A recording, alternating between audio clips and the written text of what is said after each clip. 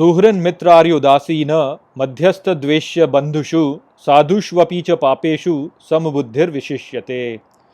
नमस्कार मित्रों, ये जो श्लोक है भगवद गीता के छठे अध्याय का 9वां श्लोक है, जिसे हम आज गहराई से समझेंगे। तो आइए सबसे पहले इसके अर्थ को समझते हैं। तो जो श्लोक है वो कहता है, सुहृन् मित्रार्युदासीन अर्थात शुभचिंतक, मित्र, सज्जन, आवेग मुक्त, मध्यस्थ द्वेष्य बंधुषु अर्थात निरपेक्ष शत्रु मित्र में, साधुष्वपि च पापेषु अर्थात साधुओं और पापियों में भी, समबुद्धिर विशिष्यते अर्थात स्थिर बुद्धि वाला विशेष होता है। तो श्री कृष्ण यहाँ पर इस श्लोक में आगे उस व्यक्ति के बारे में और व्याख्या करते हैं जो कि अपने मन पर नियंत्रण प्राप्त कर चुका है, और वो यहाँ पर अर्जुन से कहते हैं कि ऐसा जो व्यक्ति होता है वह सभी का शुभचिंतक होता है, वह सभी का मित्र होता है, वह सज्जन होता है और अपने भीतर उठ रहे आवेगों से मुक्त होता है।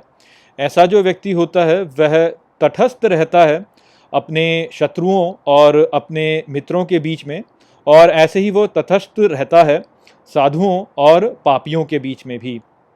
ऐसा जो व्यक्ति होता है वह अपनी बुद्धि में स्थिर होता है, और एक स्थिर बुद्धि के साथ में वह व्यक्ति विशेष हो जाता है।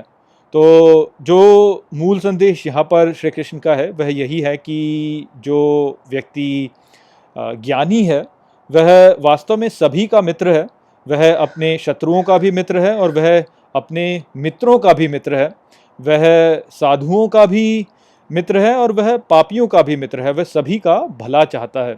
तो यहाँ पर जो हमें वास्तव में समझना है वह यह है कि किसी का मित्र होना या किसी का भला चाहना वास्तव में होता क्या है, क्योंकि इसी को लेकर हमारे समाज में एक भ्रम फैला हुआ है।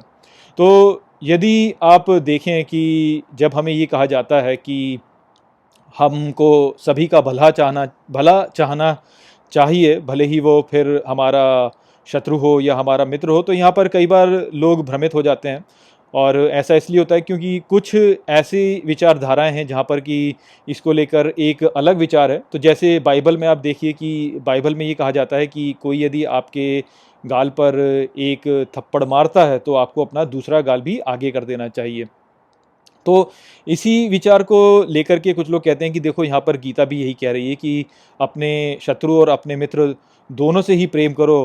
तो इसका अर्थ यही है कि हमें ऐसा हो जाना चाहिए कि हमें किसी पर भी बल का उपयोग नहीं करना चाहिए। और ऐसे कहकर लोग कहने लगते हैं कि गीता वास्तव में बल का उपयोग करने को प्रतिबंधित करती है। तो ये जो विचार है ये वास्तव में उचित विचार नहीं है, क्योंकि आप देखेंगे कि श्री कृष्ण तो अर्जुन से कह रहे हैं कि युद्ध करो, और युद्ध करना तो बल का उपयोग करना ही होता है। तो स्पष्ट है कि ऐसा कुछ नहीं है यहाँ पर जो श्री कृष्ण कह रहे हैं कि तुम बिल्कुल भी बल का उपयोग मत करो और एक पैसिफिस्ट हो जाओ, ऐसा नहीं है। वास्तव में यहाँ पर जो विचार है उसको समझने के लिए हम दो अध्यापिकाओं का उदाहरण ले सकते हैं। तो आप कल्पना कीजिए कि दो अध्यापिकाएं हैं, जहाँ पर कि एक अध्यापिका जो है वह अपने जो उसके शिष्य हैं उनको दंडित करती है यदि वह कुछ बुरा कार्य करते हैं। वहीं पर जो दूसरी अध्यापिका है वह वास्तव में अपने जो शिष्य हैं उनको दंडित नहीं करती, क्योंकि उसे लगता है कि अरे ये कितने प्यारे बच्चे हैं, इनको मैं दंड दूंगी तो इनको कष्ट होगा। तो यहाँ पर आप अब ये सोचिए कि इनमें से कौन सी अध्यापिका वास्तव में अपने शिष्यों का भला चाहती है।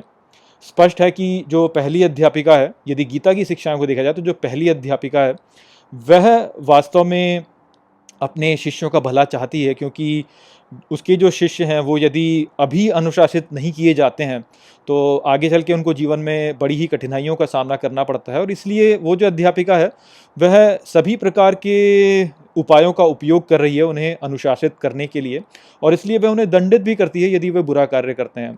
वहीं पर जो दूसरी अध्यापिका है वह वास्तव में मोह में है, और अपने मोह के कारण वह अपने शिष्यों को अनुशासित नहीं कर रही है, और इस प्रकार से वह वास्तव में अपने शिष्यों को हानि पहुंचा रही है। तो जो गीता है वह वास्तव में पहला जो मार्ग है, पहली अध्यापिका का जो मार्ग है वह बताती है, न कि दूसरी अध्यापिका का। और इसलिए हमें ये समझना चाहिए कि बल का उपयोग जो ज्ञानी व्यक्ति होते हैं वह करते हैं, किंतु वह उसका उपयोग करते हैं दूसरों का भला करने के लिए ही। तो यदि कोई उनका शत्रु है और उन पर जो ज्ञानी व्यक्ति हैं उनको बल का उपयोग करना पड़ रहा है, तो वह बल का उपयोग इसलिए नहीं कर रहे हैं क्योंकि वह वास्तव में उस शत्रु को हानि पहुंचाना चाहते हैं या उससे घृणा करते हैं। वह बल का उपयोग उस शत्रु के भी भले के लिए ही करते हैं। तो ये बात है जो कि हमें समझना चाहिए कि जो ज्ञानी व्यक्ति होते हैं वह भला चाहते हैं, अपने शत्रु का भी और अपने मित्र का भी, किंतु इसका अर्थ ये नहीं है कि वह बल का उपयोग नहीं करते हैं। और यहाँ पर जो आगे उन्होंने कहा वो यह कहा कि वह जो ज्ञानी व्यक्ति होते हैं वह साधुओं के साथ में और पापियों के साथ में समान दृष्टि रखते हैं।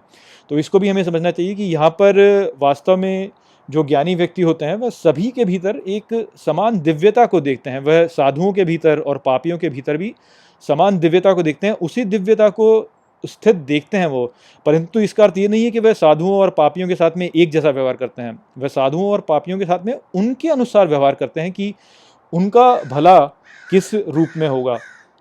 तो इस प्रकार से हमें यहाँ पे समझना चाहिए कि श्री कृष्ण जब ये कहते हैं कि जो ज्ञानी व्यक्ति होते हैं वह सबके मित्र होते हैं और सबका भला चाहते हैं, तो इसका अर्थ ये नहीं है कि वह सबके साथ में समान रूप से व्यवहार करते हैं कि वो सभी को प्यार करते हैं और किसी को मारते नहीं है या इस प्रकार से नहीं। वो हर व्यक्ति को के साथ में उसके अनुरूप ही व्यवहार करते हैं, किंतु उनकी जो प्रेरणा होती है उनके व्यवहार के पीछे वह सबका भला होती है। तो वह शत्रु के साथ में और मित्र के साथ में भी समान व्यवहार करने का जो उनका उद्देश्य होता है, वहाँ पे जो व्यवहार करने का उद्देश्य है वह एक है। यहाँ पर व्यवहार जो है वह एक नहीं है, उनका जो उद्देश्य है वह एक होता है। साधुओं को और पापियों को समान दृष्टि से देखने का अर्थ यहाँ पर ये नहीं है कि वह उनके साथ में व्यवहार समान रूप से करते हैं। इसका अर्थ ये है कि वह उन सभी के भीतर एक ही दिव्यता को देखते हैं और उस दिव्यता के साथ में ही वह स्वयं जुड़े हुए होते हैं और यही प्रयास करते हैं कि साधु और पापी जो है वह भी इस दिव्यता तक पहुंच सकें। तो ये एक बहुत ही महत्वपूर्ण बात है जो कि हमें समझनी चाहिए। यहाँ पर श्री कृष्ण जो है वह अर्जुन को यही बोल रहे हैं कि सबसे प्रेम करो, किंतु युद्ध तो तुम्हें करना ही होगा। तो ये कहना कि गीता जो है वह बल का उपयोग करने से रोकती है, वह बिल्कुल ही अनुचित बात है। ये हमें समझना चाहिए और श्री कृष्ण के संदेश को हमें इस प्रकार से समझना चाहिए कि जो समान भावना है सबके प्रति, वह भावना जो है वो भीतर से जो भावना है वह समान है। बाहरी व्यवहार जो है वह हर व्यक्ति का उसके अनुसार करते हैं जो ज्ञानी व्यक्ति होते हैं। तो आशा करता हूँ कि मैंने इस श्लोक को आपको अच्छे से समझा दिया होगा। चलिए इसी के साथ इस वीडियो को यहीं पे समाप्त करते हैं। नमस्ते। वीडियो को अंत तक देखने के लिए धन्यवाद। यदि आपको ये वीडियो पसंद आया हो तो इसको अपने प्रियजनों के साथ में साझा करें और इस ज्ञान को और फैलाएं। यदि आपके पास कोई भी प्रश्न है तो मुझसे इंस्टाग्राम पर जुड़िए। वहाँ पर मैं हर शनिवार रात को एक लाइव Q&A सेशन रखता हूँ और आप मुझसे वहाँ पर अपने प्रश्न पूछ सकते हैं। जय श्री कृष्ण।